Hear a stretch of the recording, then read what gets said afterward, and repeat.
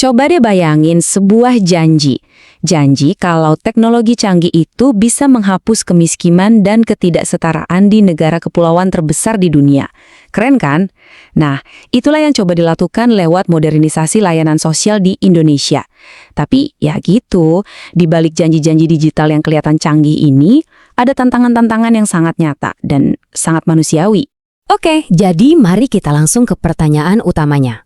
Apa benar sebuah aplikasi, cuma sebuah aplikasi, bisa memperbaiki masalah ketimpangan yang udah mengakar puluhan tahun? Ini bukan sekedar pertanyaan teknis loh. Ini adalah tantangan raksasa yang lagi coba dipecahkan oleh Indonesia sekarang. Dalam beberapa menit ke depan, kita akan bedah semuanya ya. Kita mulai dari sistem lama yang penuh masalah. Terus kita lihat janji-janji manis dari teknologi. Lalu kita hadapi rintangan nyata di lapangan, cari tahu kunci suksesnya gimana, dan terakhir, kita intip sedikit masa depan digital Indonesia itu bakal seperti apa. Pertama-tama, kita harus paham dulu skala masalahnya. Indonesia itu negara kepulauan yang luar biasa besar. Jadi, menyalurkan bantuan secara adil dan cepat ke jutaan orang yang tersebar di ribuan pulau dengan sistem manual, wah, itu perjuangan logistik yang bukan main susahnya. Dan yang kita bahas hari ini tuh bukan sekadar opini atau asumsi ya. Semuanya ini didasarkan pada sebuah tinjauan sistematis baru yang mengkaji 13 studi ilmiah dari 5 tahun terakhir. Jadi, ini benar-benar ngasih kita gambaran mendalam tentang apa sih yang sebenarnya terjadi di lapangan. Nah, inilah dia mesin birokrasi yang rumit itu. Bayangin deh, bantuan masuk dari satu sisi, tapi di tengah jalan, malah kejebak di labirin proses manual, dokumen yang tumpang tindih, dan sistem yang susah banget dilacak. Hasilnya, bantuan bisa salah sasaran, telat, atau bahkan hilang. Dan yang paling dirugikan, ya mereka yang paling butuh. Dan disinilah teknologi digital datang. Kayak pahlawan gitu, menawarkan sebuah janji yang radikal, memotong semua kerumitan ini dan membangun sistem yang lebih cerdas, lebih cepat, dan yang paling penting, lebih adil buat semua orang. Coba lihat di perbedaannya, jomplang banget kan? Di kiri, kita lihat tumpukan kertas dan penantian yang bisa berbulan-bulan. Di kanan, data yang bisa diakses saat itu juga, dan bantuan yang sampai dalam hitungan hari, bukan lagi minggu. Ini bukan sekedar upgrade biasa, ini lompatan besar dari ketidakpastian birokrasi ke era akuntabilitas total yang bisa kita percaya. Senjata utamanya namanya big data. Gampangnya gini, anggap aja kita punya peta super detail dari seluruh negeri. Dengan analisis jutaan titik data, dari demografi sampai konsumsi listrik, pemerintah bisa lihat pola yang tadinya nggak kelihatan. Jadi, bantuan bisa dikirim tepat ke rumah yang paling membutuhkan. Bukan cuma ke desa yang butuh. Terus ada juga yang namanya blockchain.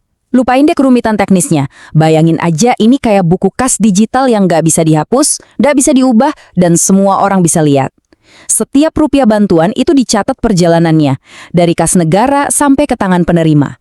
Jadi, ada jejak digital yang transparan, bikin korupsi jadi jauh lebih susah. Dengan semua potensi yang kedengarannya luar biasa ini, kayaknya teknologi itu jawaban akhir dari semua masalah kan? Tapi, kenyataan di lapangan seringkali punya cerita yang jauh berbeda. Nah, sekarang kita masuk ke bagian yang paling krusial. Karena di antara janji indah di atas kertas sama kenyataan di pelosok desa, itu ada jurang yang dalam. Jurang yang isinya macam-macam rintangan. Penelitian ini mengungkap adanya bisa dibilang badai tantangan yang sempurna. Coba bayangin seorang petugas di desa terpencil yang sinyal internetnya putus nyambung. Atau seorang lansia yang baru pertama kali pegang smartphone buat terima bantuan. Tambahin lagi birokrasi yang masih nyaman sama stempel dan kertas, plus kurangnya pendampingan teknis. Nah, itulah realitasnya. Dan kutipan ini, ini benar-benar merangkum semuanya. Teknologi secanggih apapun itu bukan pahlawan yang bisa berjuang sendirian, tanpa fondasi infrastruktur yang kuat. Dan ini yang paling penting, manusia yang siap dan kompeten, aplikasi terbaik di dunia pun ya cuma bakal jadi kode yang nggak ada gunanya. Oke, kita udah lihat semua masalahnya. Sekarang bagian yang penting, solusinya gimana? Karena penelitian ini nggak cuma berhenti di tantangan aja, tapi juga ngasih kita semacam cetak biru yang jelas tentang gimana caranya supaya program ini berhasil. Ini dia resep suksesnya, dan kalau diperhatikan, ini semua tentang manusia. Dimulai dengan kolaborasi, jadi pemerintah, pengembang teknologi, dan komunitas itu duduk bareng di satu meja dari hari pertama. Lalu, latih dan dampingi mereka terus-menerus, bukan cuma sekali dua kali. Paling penting, setiap solusi harus punya rasa lokal, disesuaikan sama budaya dan kondisi setempat. Dan terakhir, mikirnya harus jangka panjang, bukan sekedar proyek coba-coba yang sebentar hilang. Kalau ada satu ide inti yang harus kita ingat dari semua ini, ya ini dia. Ini adalah pergeseran yang fundamental. Dari pendekatan dari atas ke bawah yang seolah-olah bilang, kami tahu yang terbaik buat kamu. Jadi pendekatan partisipatif yang bertanya, yuk kita bangun solusi ini bareng-bareng. Disitulah letak bedanya antara proyek digital yang dipaksakan dan transformasi sosial yang sesungguhnya. Akhirnya kita sampai di ujung perjalanan kita.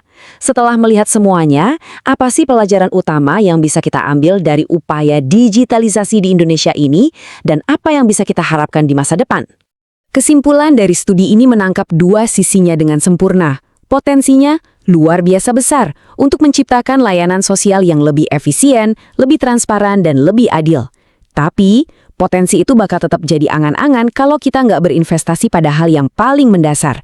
Bukan cuma di kabel fiber optik dan server, tapi di manusianya. Jadi kita tutup pembahasan ini dengan satu pertanyaan untuk kita renungkan bersama. Di tengah semangat kita membangun masa depan digital, gimana caranya kita memastikan nggak ada satupun yang tertinggal? Mungkin jawabannya udah ada di depan mata kita selama ini. Teknologi itu cuma alat, yang terpenting tetap manusianya. Terima kasih sudah menyimak.